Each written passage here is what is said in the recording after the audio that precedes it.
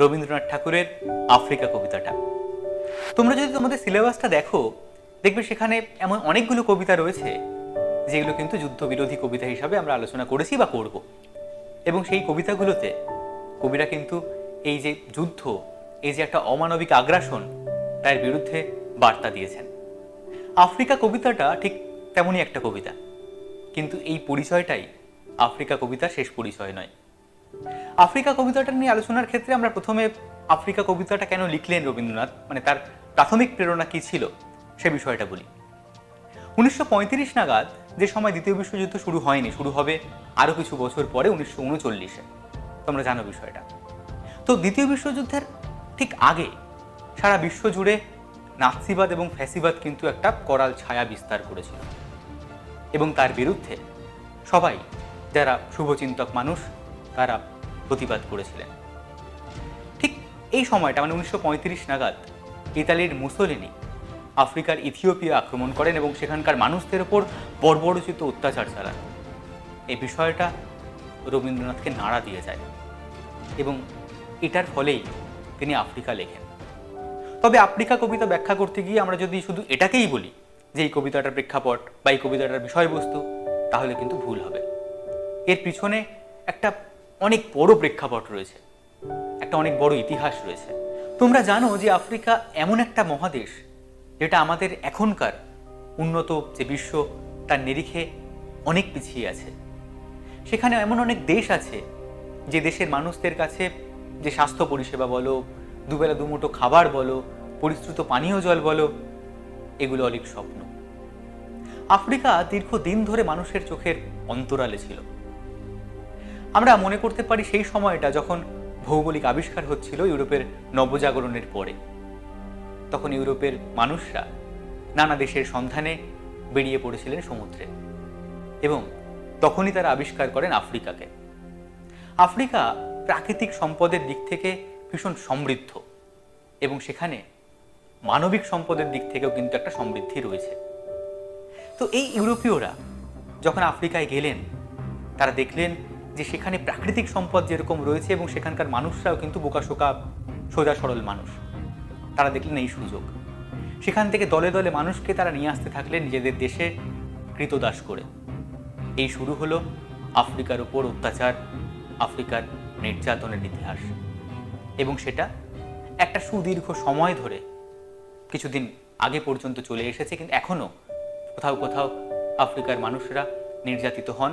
তোমরা মাঝে মাঝেই দেখতে পাবে যে বর্ণবিদ্বেষ ইত্যাদি বিষয়গুলো উঠে আসে, সেটা কিন্তু সেই একই ব্যাপার, কালো চামড়া সাদা চামড়ার ফারাক। আফ্রিকার মানুষদের উপর এই যে যুগে যুগে কালে কালে অত্যাচার হচ্ছে, যারা একটু এগিয়ে গেছেন তাদের প্রযুক্তি, তাদের বিজ্ঞান, তাদের শিল্প ইত্যাদিতে, তারা অস্ত্রের বলে, শক্তির বলে বলিয়ান হয়ে সেই মানুষদের উপর অত্যাচার করছেন। এই বিষয়টা রবীন্দ্রনাথ লক্ষ্য করেছিলেন, এবং তিনি দেখেছিলেন যে সেই সময় যখন এটা লেখা হচ্ছে, এই কবিতাটা 1937-এ প্রকাশিত হচ্ছে, তখনও কিন্তু ভারত পরাধীন। অর্থাৎ দুটো পরাধীন জায়গা, একটা ভারতবর্ষ, একটা আফ্রিকা মহাদেশ। এই দুটোর পরাধীনতার গ্লানিটাও কিন্তু একই রকম। একটা পরাধীন দেশের নাগরিক হিসাবে রবীন্দ্রনাথ সেটা বুঝতে পারছেন, এবং এই কবিতাটার মধ্যে দিয়ে সেই দেশকাল নির্বিশেষ মানুষের ওপর অমানবিক আগ্রাসনের একটা ইতিহাসের বিরুদ্ধে বার্তা দিচ্ছেন মানবিক রবীন্দ্রনাথ। এই বিষয়টাই আফ্রিকা কবিতার মূল বিষয়বস্তু। আমরা যখন কবিতাটা পড়ব তখন আমরা বিষয়গুলো খুব সুন্দরভাবে বুঝতে পারবো, কারণ কবি কবিতার সূত্রে সেগুলো আমাদেরকে ব্যাখ্যা করবেন। আপাতত আফ্রিকা কবিতা নিয়ে কিছু ইনফরমেশন তোমাদেরকে দিই। যেমন বললাম যে এই কবিতাটার যে তাৎক্ষণিক প্রেরণা সেটা কিন্তু 1935-এর মুসোলিনির ইথিওপিয়া আক্রমণ, এবং কবিতাটা লেখা হয়েছিল তারপরেই। কবিতাটা 1343 বঙ্গাব্দে প্রকাশিত হয়েছিল প্রবাসী পত্রিকায়, আর সেটা প্রকাশিত হয় গ্রন্থাগারে 1937-এ। রবীন্দ্রনাথের যে পত্রপুট কাব্যগ্রন্থ, সেখানে এটা 16 নম্বর কবিতা ছিল, এবং যখন সঞ্চয়িতা বেরোলো সেই সংকলনে এটা স্থান পেয়েছিল। কবিতাটার আলোচনায় আমরা যাব, তবে তার আগে রবীন্দ্রনাথ সম্পর্কে কিছু কথা জেনে নিই। দেখো, রবীন্দ্রনাথ সম্পর্কে তোমরা কম বেশি সকলেই জানো যে রবীন্দ্রনাথ একজন কবি ছিলেন। বাংলা সাহিত্যের এমন কোনো শাখা নেই যেখানে তিনি অবদান রেখে যাননি, এবং সেগুলোর বেশিরভাগ ক্ষেত্রেই কিন্তু রবীন্দ্রনাথ পথ দেখিয়েছেন। যেমন বাংলা গীতি কবিতা শুরু হয়েছিল বিহারীলালের হাত ধরে, কিন্তু তার পূর্ণতা কিন্তু রবীন্দ্রনাথের হাতেই। বা ধরো বাংলা নাটক, ছোট গল্প, উপন্যাস এবং আরো অনেক জিনিস, যে প্রবন্ধ লেখালেখিতে তিনি একটা নতুন দিগন্তের উন্মোচন করেন। তিনি যেভাবে নৃত্যনাট্য, কাব্যনাট্য, গীতিনাট্য এই বিষয়গুলোকে নিয়ে আসেন, সেগুলো এর আগে পাঠকরা কখনো ভাবতেই পারেনি। তিনি যে দিকেই হাত দিয়েছেন সেই দিকেই তিনি একটা নতুন পথ কেটেছেন।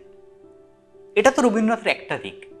রবীন্দ্রনাথের আরও একটা অর্ধেক আকাশ রয়েছে, যেখানে রবীন্দ্রনাথ কিন্তু জমিদার রবীন্দ্রনাথ, মানবতাবাদী রবীন্দ্রনাথ, বিজ্ঞানী রবীন্দ্রনাথ, আরো আরো আরো যে বলে আমরা শেষ করতে পারবো না এই পর্বে। কিন্তু এই পর্বে তোমাদের জন্য যেটুকু দরকার সেই ইনফরমেশনগুলি তোমাদের প্রথমে দিয়ে দিই। রবীন্দ্রনাথের জন্ম 1861 সালে। তিনি মোটামুটি 11-12 বছর বয়স থেকেই কবিতা লেখা শুরু করেন এবং 1913-তে তিনি নোবেল পুরস্কার পান, আর তার মৃত্যু 1941-এ। তার কিছু কাব্যগ্রন্থের নাম তোমরা মনে রেখো, যেমন সন্ধ্যা সঙ্গীত, প্রভাত সঙ্গীত, চিত্রা, চৈতালি, সোনাত্তরী, মানসিক, হেয়া, নৈবেদ্য ইত্যাদি। রবীন্দ্রনাথ সম্পর্কে যদি আমি বলতে শুরু করি তাহলে এই পর্বটা হয়তো 30 মিনিটের হয়ে যেতে পারে। তাই এখানেই শেষ করছি। এবারে আমরা আসবো কবিতাটার আলোচনায়।